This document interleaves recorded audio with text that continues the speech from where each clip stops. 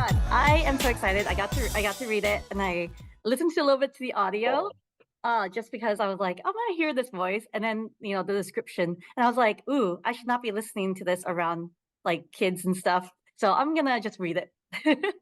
But Just some AirPods, just yeah, like but privacy of you and your own and the book together, I guess. yeah, no, Yeah. but it's so great, and I love how much Thank you. research you put into this, and the thought you put into this because the Wag of Fu and Emperor Ai and Dong Zhai are based on actual history and like historical people and the rumors of the relationship, or what we know is to be true. And Pu Songling's short story, it's referenced as well. What was the research and writing process of this novel? Well, I am a nerd of color, so I'm very meticulous. It was a lot of because so I started conceiving this book a long time ago, actually. The moment I heard about this emperor, this real life Chinese emperor in the Han Dynasty 2000 years ago, how he fell in love with the one that met in his court and handed his whole kingdom to this boy. I just thought it was such an epic love story that people don't know. Like, not even, it doesn't even matter that it's queer or not, just in terms of just human love stories. It's so beautiful. And I thought it was a shame that it wasn't better known. So I knew I wanted to write about it, right? And then from 2015 to 2020, I lived in China. I was head of development for DreamWorks' Chinese studio, called Pearl Studio in China. And one of my jobs was actually to recruit. I would go to the best art schools, culture, like the best liberal arts schools in China, and recruit artists to come work for us. But whenever I did do that, I would also reach out to one of the professors, maybe a history professor, a classics professor, an art professor, and ask them about this emperor and his lover. Because like the thing is that there are some texts about them. A lot of them have not been translated into English. So I just wanted to hear right from the source of great scholars. And it's funny, like people have this conception that like like Asians or Chinese folks are very like conservative when it comes to queer stuff, but not scholars. Scholars tend to be very open, and I had such a great time. I had such a great time, like hearing like like the history from them firsthand. And over the years of doing this, I started to put together a lot of the story in my head about this emperor and his lover. Because at first they felt very unapproachable, they very mythological, like untouchable. And then I was really inspired by books like Song of Achilles by Madeline Miller and Red, White, and Royal Blue by Casey McQuiston, who took these royals but made them very approachable young men. And I was like, okay, I can do that too. So when I started basing them just on guys I might have dated in the past, I was like, okay, this story can be written now. So, and then yes, Pusoli, thanks for bringing that up. The middle time. So, there's three timelines in this book. The middle timeline, which takes place in the 1700s, is based off of one of China's few queer folk tales, like well-known queer folk tales written by Pusoli, who was sort of like the Aesop of China. And I only took the basic premise of that book, of that short story, which is that an innkeeper is visited by a male fox spirit who requests his help in procuring a rare medicine. I took that and just like remixed it completely for my book. But the whole point of having something ancient history, then having traditional folklore, and then having present day, all three of them concerning queer Asian folks, was to resonate the point that queerness has always been a part of my heritage, and it's important for us to acknowledge that. I call it like a magical birthright for Asian folks that we have very rich histories that are now being uncovered, which is really exciting. Well, I love it because, and but you talked about your film, you worked in film, and when reading this book, I felt like I was watching the movie in my head, and it's a cinematic tone to it. As a former, film executive, what was your thought process when you were writing this novel? Do you try to separate your, these mediums of film that you worked on so long and writing this novel? It's funny, like I was an English major. I've always considered myself literary. I have not read as many books as other authors have. I started working in Hollywood when I was 20. And when you start in Hollywood at that, you're a reader, you just read scripts. I've read a lot, but they've mostly been scripts. So if my book has like a filmic or almost even like a scripted quality to it, it probably is because that's just what I was raised on. I also think that, I think my book is not wildly descriptive. I think that I describe enough, and then I trust my reader to go on that journey with me and to fill in the blanks themselves. I like the youth now say, "Oh, it's a vibe." I think I just try to present vibes, and then and then the reader. So if you felt like it was cinematic, it's probably you think cinematically as well. I know that there's some folks who are just like, "Oh, it wasn't immersive enough for me," and that's probably because they like to be handheld through the details of the story. But for me, I'm one thing that my experience as a film exec has taught me is pacing and structure. And I knew that it was going to be very tough to have three different storylines that eventually weave together like they do in my book. I knew that I needed the pacing to be on point. I need the structure to be as immaculate as possible in order to pull that off. Um, so that's definitely something that I carry with me because film execs were always tinkering with the structure of a movie. Because if you have great structure, then movie will feel like a full meal, I like to say. You'll leave theater or your couch feeling like you've consumed a very fulfilling meal.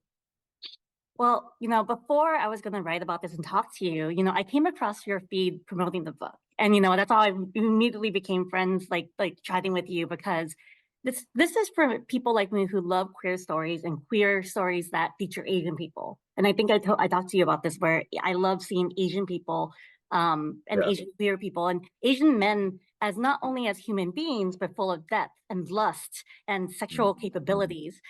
Something that has been shied away from society, not getting, shied away. There's an intersectionality of Mm-hmm. like being gay and Asian. How has it been for you from the gay community and also the Asian community? You mean in life or in context of Or this just in book? concept of this book? Well, okay, so thank you for that very much. A lot of people were shocked how sexual the book was, and I think that that's because some people have this preconceived notion that like Asian men are demure or desexualized beings, etc. I think that I think that I think there is like a huge fear of Asian male sexuality. I've had the pleasure of talking, like a lot of my friends are OnlyFans performers who happen to be Asian and male, and they tell me like we feel it. Like we feel there's like there's both a fear and a lust for it. It's kind of a fascinating intersectionality, as you say. I when I was set to write this book, I think it's very hard to be both the subject and the teacher. For me, I'm very proud that my book is one of the first in American publishing to feature all queer Asian leads, in a romance. I think that that's amazing. But when I was writing it, my point was to, yes, write my truth, but also to make it as entertaining as possible. And so I combined those two by writing Asian men that were very sexually swaggering and were very sexually confident because that's actually the truth that I know. People, they say write what you know, and I know spicy Asian men, and that's what I wrote about. Like it wasn't me trying to prove a point, really. It's just my reality, you know.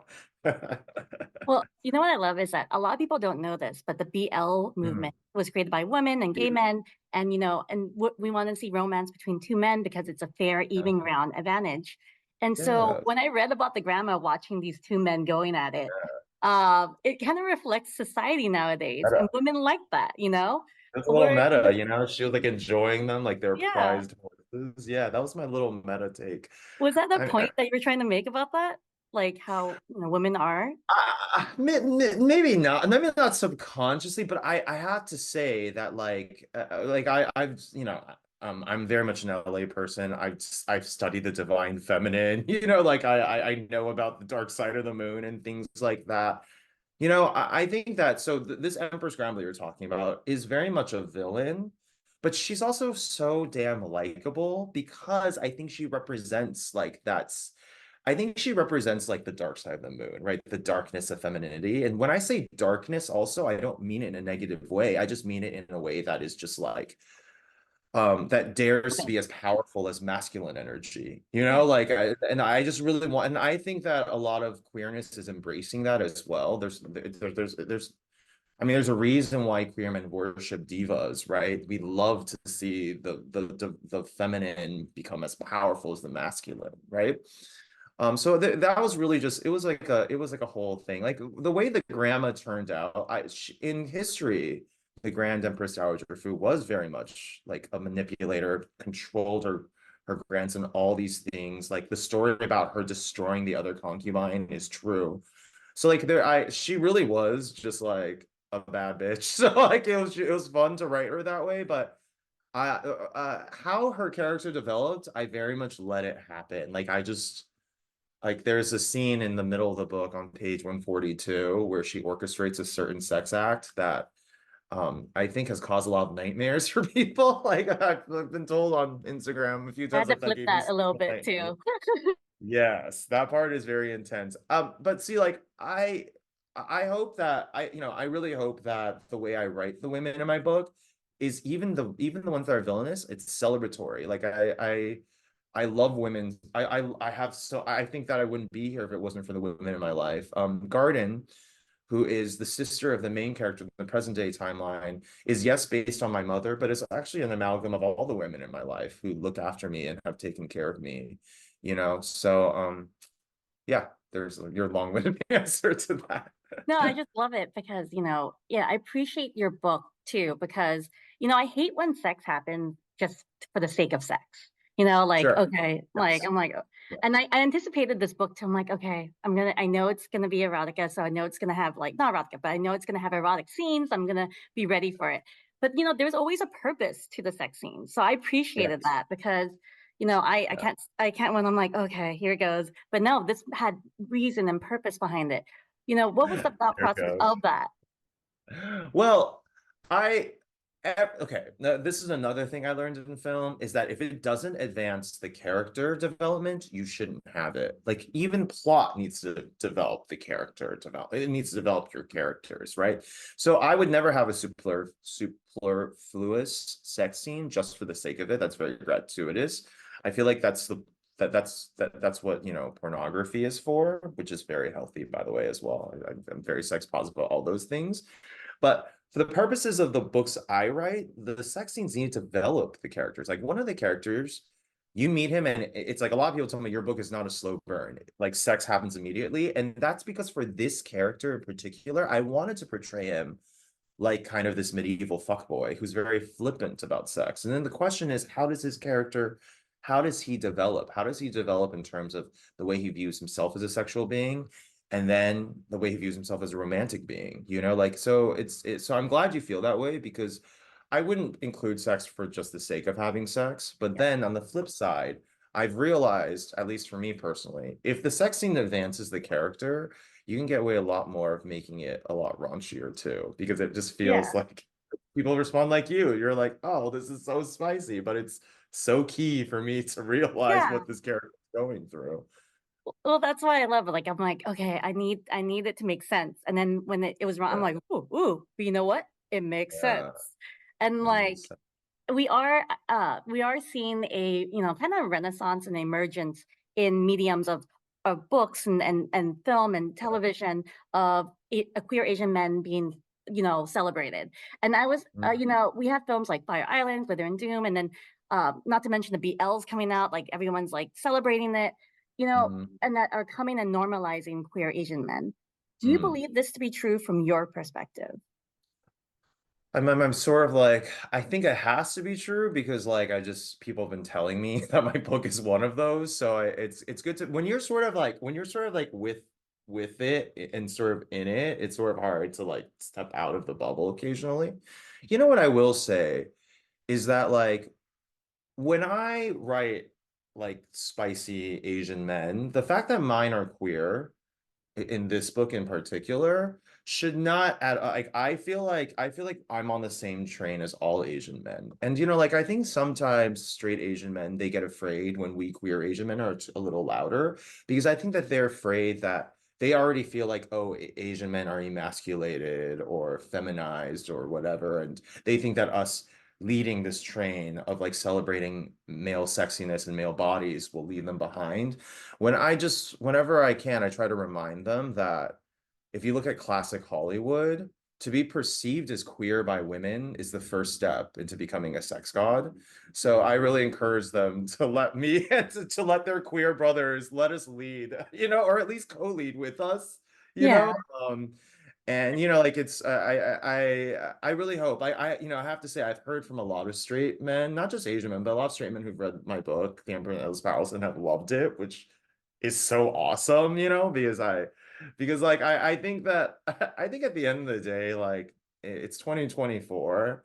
I think that people are realizing, at least a lot of people are realizing that sexuality really is a spectrum. I think a lot of straight people quietly experimented during lockdown. So at least that's the perception I'm getting. But yeah, so yes, Asian, it's not just queer Asian male Renaissance. I hope it's all Asian male Renaissance. That we have a whole generation of Yeah. kids who have been raised on K-pop idols and have been embracing Asian male beauty. It doesn't need to be queer or straight. But Yeah. I agree with you on that, like where it Yeah. doesn't need to be, and it's great to see Asian men just be sexy, but there's Yeah. always been that, again, intersectionality of Asians, like in the masculinity and the Yeah. femininity, and then the gay Yeah. community, like with Asian men. So I love Yeah. seeing queer Asian love, Yeah. and being celebrated Healing. because yeah, because I It's feel like very healing. yeah, It's very healing, very right? healing. Like, yeah, I also think, like one thing is that when I was younger, I thought that it'd be so hard for me. I felt like society expected me whenever I was dating another Asian, this is a long time ago. This is like when I was in my early 20s. Like people found it really odd that I never had a white boyfriend, and I thought that was very interesting, like oh, like as if I was like expected to have that. Now, don't get me wrong, I have a bunch of white uncles who I love very much, and some of my best friends, are white people who date Asian people. I think it's beautiful. Love is love. But from my personal experience, I started to cultivate this idea in my mind that there is like a secret danger to when Asian men fall in love with each other. And I think that that is one of the undercurrents of the book as well, that there's like peril involved, Yeah. and there's like those cards might be stacked against you in a way. Yeah. So, Yeah. Well, I'm also obsessed, like not only with this book, but with the way you marketed it before release. oh, thank you. The unapologetic tone and just all out being yourself in doing so. Can I And tell you something though? Like yeah, that, like I'm actually like a very like shy person. But I do like to act, and putting on this persona of like spanking myself with my hardcovers and things like that. Like that was a lot of fun. I felt like I was wearing drag, in a yeah. way. But yeah, you have to hustle when it comes to being a debut author. Well, I just love that it was just like it was out there and like you're unapologetic when people were like, responding to it. And I just was wondering when you were doing all these things and the sweatpants, I saw that. Good job. I love that. Um, and like everything that you had for marketing it. Was there any pushback from the publisher or anyone regarding the way you promoted it? No, they loved it. Oh, They loved perfect. it. They loved it. They wanted me to be just like buck naked the whole time as far as I was like, no, I'm not going to do that. But they were like, no, they were definitely like, do whatever you're doing. I think like publishing, like I think that the I think in publishing, like it truly is like any attention is good attention. Like there's no such thing as bad press. Of course people get canceled, blah blah blah, but like, but I think that they really liked that I had kind of this unapologetic tone for sure. Like there's a lot of gatekeepers in publishing. Like there's a lot of people who have told me that like my book is not a romance because of A, B, and C for a lot of reasons for whatever.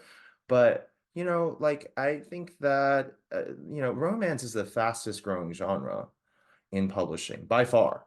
Like Gen Z kids, now Alpha kids are reading romance like nothing else. I think that the genre is going to continue to evolve, whether the people who are upset at me because of the way my book ends, like whether they want it or not, it's going to change because of people that look and think like me. So yeah, to be unapologetic is important because at the end of the day, the book that comes out is the book that comes out. You have to stand by it. you know? You have to stand by it. I'm very different than who I was when I wrote this book, but at the same time, I wrote it at that point in my life for a reason, and my God, it's so hard, so competitive to get a book published by one of the majors. So I have to like stand proud in that and recognize this book for what it means to the people who do read it and love it, you know? Yeah, and for authors and creatives, every Mm, character they create becomes one of their own children. And yeah, as all parents, we do have our favorites. yeah. So, who are your favorites? I'm so glad, like I mentioned Calvin earlier. I think I mentioned Calvin earlier, but there's this character named Calvin in my book that like every day I get messages about Calvin. And I really love that people love him so much because I put a lot of love into Calvin. I wish I know I don't wish I had Calvins growing up. I had like older men who like mentored me like a big brother and taught me how to love myself as a queer person of color. So Calvin is definitely one of my favorites. I very much love I love the Grand Empress Dowager Fu. She's so much fun to write.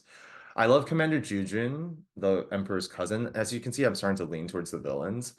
Villains are so much fun to write because like because like like it's like you I think you need to love your villains, otherwise they're not likable. Like you want villains that you love to hate or just plain love. You don't want or you want villains that you hate to love, right? But you don't want villains that you hate to hate. I think the villains that you hate to hate, it's clear the author doesn't like them either. But if you like your villains, they inevitably become more nuanced creatures in your book because you are trying to even as you're actively writing them, you're trying to redeem them in some way because you like. Yeah. So yeah, so I those are the three that really pop up for me. None of them are the main characters, probably because the main characters soulfully are based on two boys I dated in Asia back when I was living there, and they both broke my heart in like intense ways. So maybe I have a little bit of a grudge against them. But I think someday they will achieve ultimate happiness. That's the plan anyway. Oh my God. Congratulations on everything. I'm gonna get going because I know it's time, but Oh yeah, for sure. congrats. I know Absolutely. it's like a Thank long you. day for you, but it's No, no, amazing. no. And It's chill. I love that it's based on your exes and now I understand when I'm reading it now. But I am just so happy that it finally came out and I got to read it, and Thank you it's so wonderful much. work of art, and I love Thank seeing you. queer men like just fall in love and people in like be part of that, like everyone being part of it. So thank Thank you, you. That's and so it was so sweet. lovely chatting with you. It was really lovely chatting with you. Thank you for taking the time reading the book. I really appreciate it. Yeah, no, of course. I was like, oh, this is. I was like, oh, and then I was like, oh, it's sex scene. Okay, it makes sense. Okay, thank you for that. So thank you so much. Thank you so much. Take care. Bye, You too. Laura. Bye. Bye. Activists, directors, comments in the lectures, fanboys, professional artists, and professors. Maybe a nerd who's just like you, talking about the things that you like too. So I invite you to the NOC. In full color, you see me. The hard knock life.